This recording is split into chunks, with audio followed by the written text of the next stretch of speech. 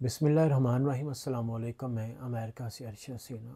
पाकिस्तान से एक 29 साला नौजवान की कॉल आई और वो मुझे कहने लगा कि मेरी उम्र 29 साल हो गई है, मेरे वालिद साहब फ़ौत हो चुके हैं, मेरी एक छोटी सी दुकान है जिसमें तकरीबन 35 से 45 हज़ार तक का सामान है।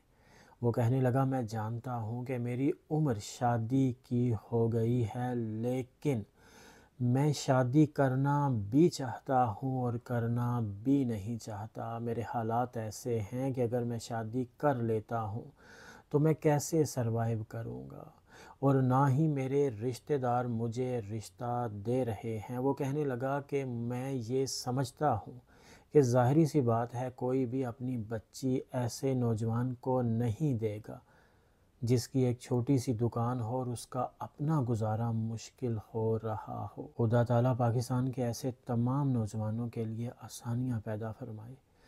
मैं भी ये समझता हूँ कि ना तो इसमें पाकिस्तान के नौजवान का कसूर है और ना ही उसके रिश्तेदारों का कसूर है, लेकिन कसूर किसका है? मुझे लगता है कि कम अज़ कम रियासत को इतना तो होना चाहिए, ऐसा तो करना चाहिए, उसे कम अज़ कम हमारे नौजवानों को बुनियादी सहूलतें तो देनी चाहिए। ऐसी सहूलतें जिससे हमारे नौजवान कम अज़ कम अपनी बुनियादी ज़रूरतें तो पूरी कर सकें। एक रियासत का ये काम है कि वो अपने नौजवानों को गिरने ना दे, उनको सहारा दे, उनके लिए आसानियाँ पैदा करे, उनके लिए रोज़गार पैदा करे, उनके लिए ऐसी ऐसी सहूलतें पैदा करे कि जिससे हमारे नौजवानों को ऐसा सोचना ही ना पड़े। क्योंकि अगर हमारे नौजवान ये सोचने बैठ जाएंगे तो फिर कल पाकिस्तान का जो मुस्तकबिल है वो हम दुनिया के साथ कैसे चलेंगे?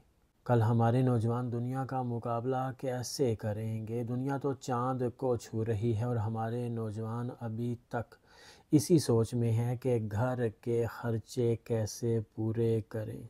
वैसे तो अमेरिका के हालात का पाकिस्तान के हालात के साथ कोई मुकाबला नहीं है, लेकिन इसके बावजूद अब चूँकि मैं पाकिस्तान से आया हूँ, वहाँ देख चुका हूँ, यहाँ रह रहा हूँ, देख रहा हूँ, इसलिए मुझे ये बताना पड़ता है कि यहाँ का नौजवान जो कम से कम उजरत ले रहा है, कम से कम उजरत में अपनी ज़रूरतों को पूरा कर रहा है, क्योंकि रियासत उसे ये सहूलतें दे रही है।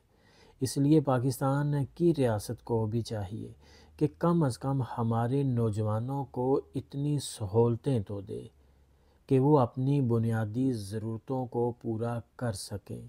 और दूसरा, पाकिस्तान के मज़दूरों को, कम अज़ कम पाकिस्तान की लेबर को बाहर मज़दूरी करने के लिए किसी दूसरे मुल्क ना जाना पड़े, क्योंकि मज़दूरी करना अपने मुल्क में तो आसान होता है, दूसरे मुल्क में मुश्किल होता है।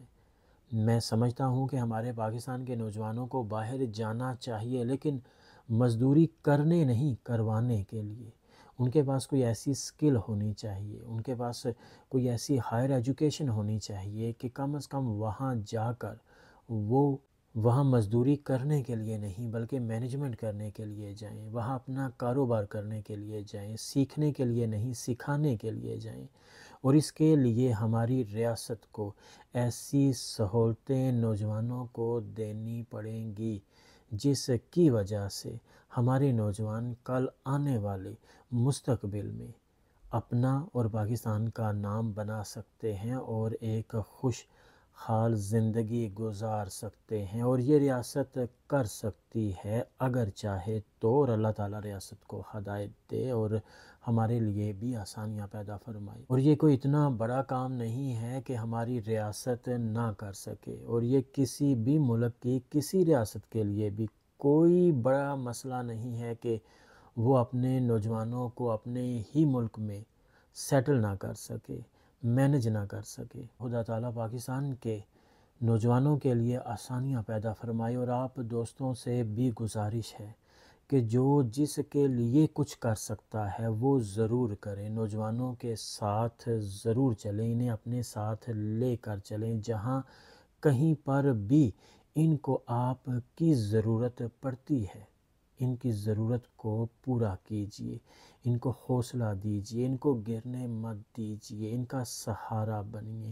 اپنا بہت سا خیال رکھیے اور اپنے ساتھ جڑے ہوئے سبھی لوگوں کا بھی، اپنے ماں باپ کا، بیوی بچوں کا، بہن بھائیوں کا، عزیز و اقارب کا، دوستوں کا، ہمسایوں کا، غریبوں، یتیموں، مسکینوں اور بزرگوں کا بھی، اور پاکستان کے اس وقت کے جو حالات ہیں ایک دوسرے کا ساتھ دیجئے، آسانیاں پیدا کیجئے، کسی کے لیے کوئی چھوٹی سی مشکل بھی پیدا نہ کیجئے اور خود کو اتنا آسان کر دیجئے کہ دوسروں کے لیے آسان ہو جائے۔